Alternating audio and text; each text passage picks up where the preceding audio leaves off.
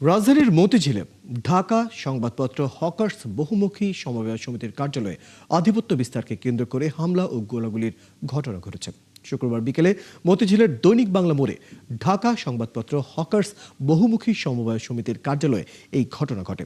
সমিতির বর্তমান ম্যানেজিং কমিটির সদস্য মোহাম্মদ ইউসুফ হোসেনের অভিযোগ, সমিতির নিয়ন্ত্রণ নেওয়ার উদ্দেশ্যে সাবেক ম্যানেজিং কমিটির সদস্য কাউসার ও মমিনের নেতৃত্বে ৩০ থেকে ৩৫ জনের একটি দল কার্যালয়ে হামলা চালায়।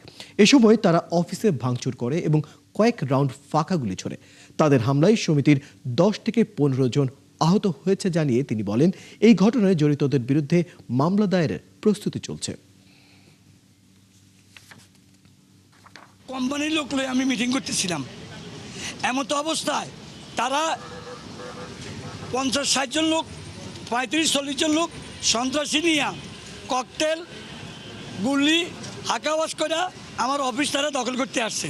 মমিন, সুমন, সিয়াম, ফয়সাল, কাউসার, হাফেজ, মহসিন, মশির, নুরুন্নবী এরা ছিল নেতৃত্বে।